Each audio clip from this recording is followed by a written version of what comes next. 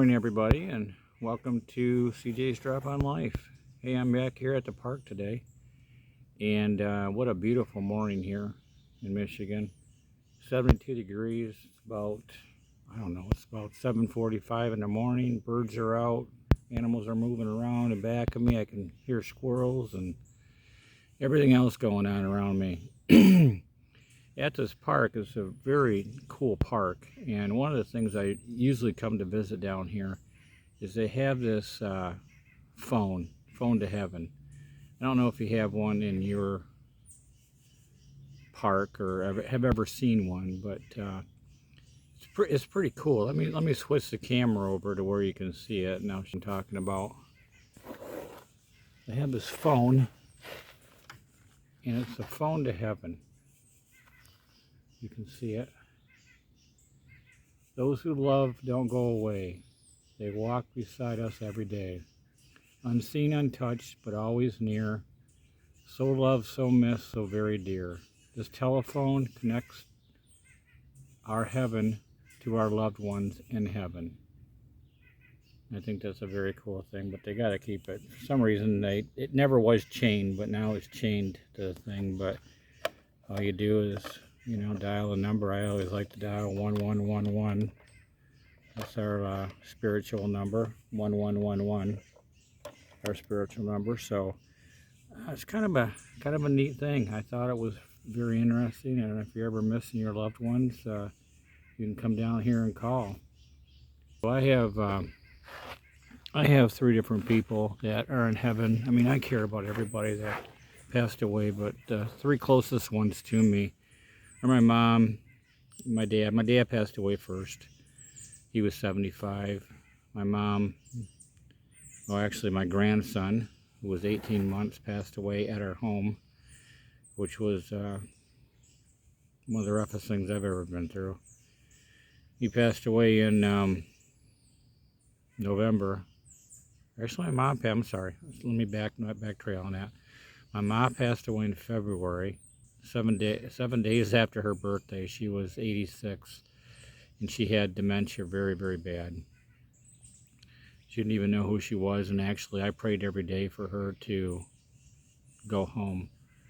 And when I mean go home, I mean, go to heaven, to be with the Lord, be with Jesus, or whoever it was. She totally believed that she was totally, she wasn't religious. She didn't go to church every day, but she did go to church, and she had her faith. And then when she got really bad,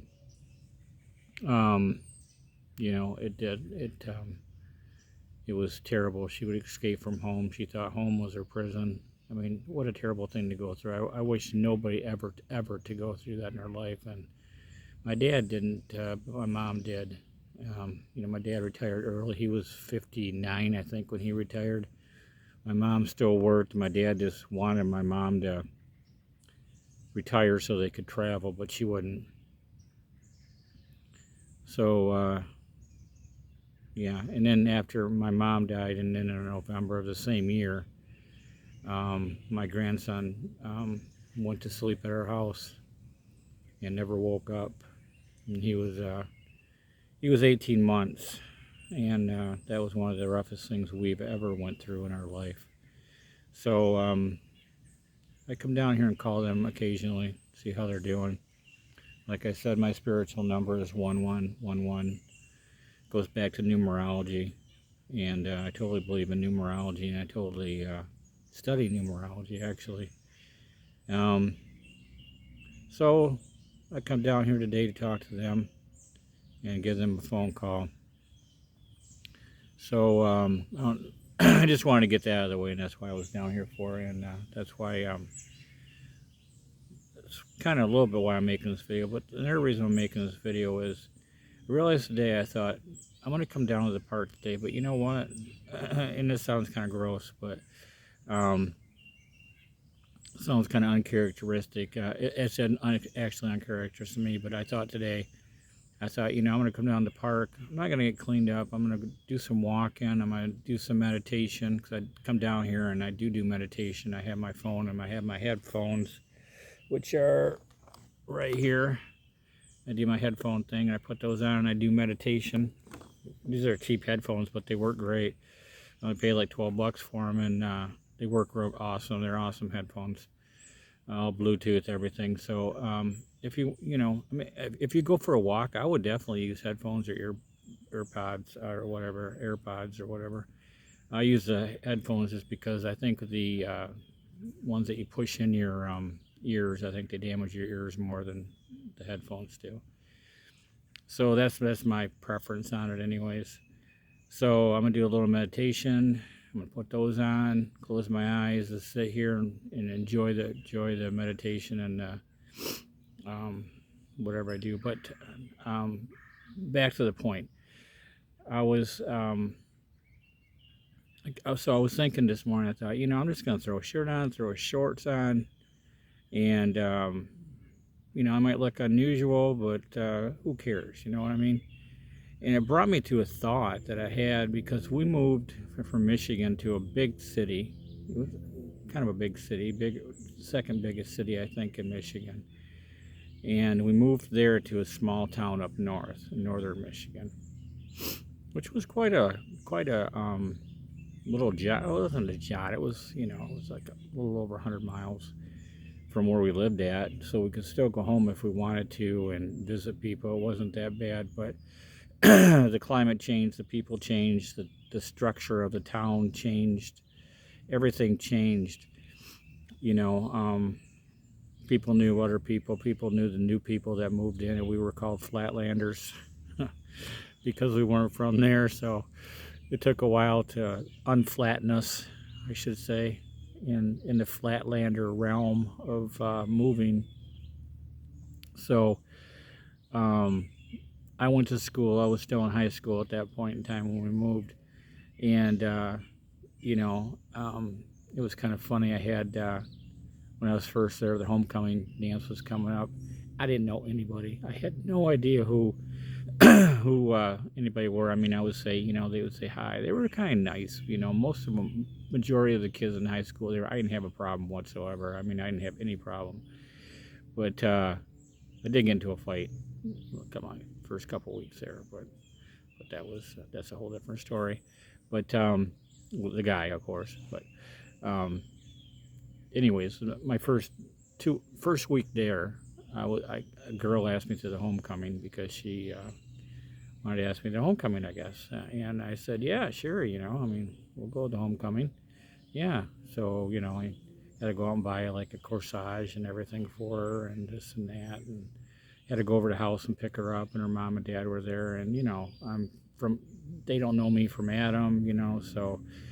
And of course, I had a car. I was in 10th grade when we moved there, so I had a car. So I had a really nice 75 Ford Torino, a nice car. And yeah, we drove there, and it was my first date in the town that we moved to, and it was pretty cool. I mean, we were totally good friends, and she ended up moving away to a different state. I have no idea where she's at this point. I mean, not that I'm looking for her or anything. I'm married, but it's just kind of unusual that she moved, and we said our goodbyes and stuff. We weren't really going out as boyfriend girlfriend, but she moved away. But the point of it is, I was thinking why I went through all that. I have no idea, but the point I'm making is, we had a neighbor that lived down the street from us. He was very flamboyant, very eccentric, I should say, more than flamboyant, very eccentric. And he was an artist, and he lived down the street from us in this house. It was like I want to say it was like an A-frame type home, but it was really small. And he would paint the outside of his house. It was just like a Michelangelo or whatever, He would just paint the outside of his house, and it would just be all in decorations and whatever he wanted to put on it. And he was a little guy, and he'd walk everywhere. And he kind of looked like, and not to be, but he kind of looked like a leprechaun. He dressed in this hat that was like a Robin Hood type hat with a feather sticking out of it. And he was an older guy. He was probably in his late 40s, early 50s maybe, as that's what he appeared to be anyways. And I always thought he was so unique. I thought, this man does not care what anybody thinks about him. Whatever, is whatever's, he just go about his business and not pay attention to anybody around him whatsoever. And I mean, he was nice. If you'd say hi to him, he'd say hi back, and he was very polite and stuff. But that's about as far as it went. He kept to himself, and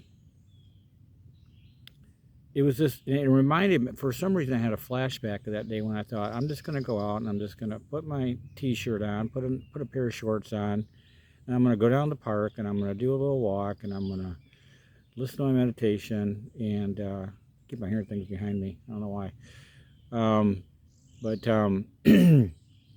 So it brought that thought up today. Then it brought back some rushing memories of the town we moved to and stuff like that and different things. And it's funny how just one little thing can snap in your brain, especially, I don't know, when you get older, maybe that happens. And I'm older, so it just brought back, like, wow, I remember that dude, and he was so cool, even though he didn't talk much. I just really liked the way he held himself. And I think holding yourself on your how you appear to people is very, very, and it's not important. It's really not important. It puts off a vibe, to where maybe that's important, the vibe. But as far as what people think about you, you shouldn't care. I mean, you got to live your life, and you got to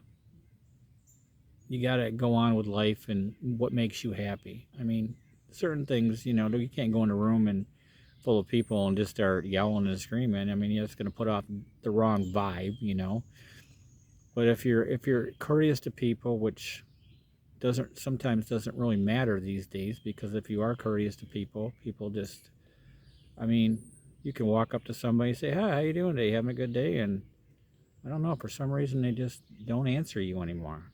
They just it used to be to where you could walk up to somebody and talk to them, and they would talk back to you, and you'd have a slight conversation, or a good conversation.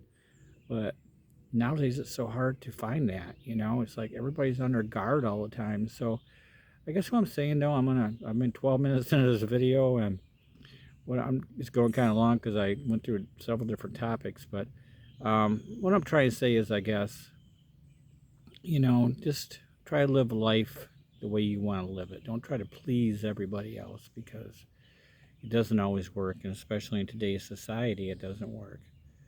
So that's my life lesson for today, and that's my CJ's drop on life today. So I wish all of you a very happy Sunday, very blessed Sunday, and get out and do some walking and do some meditation. It really does help. Thank you for watching, and have a great day. Bye-bye now.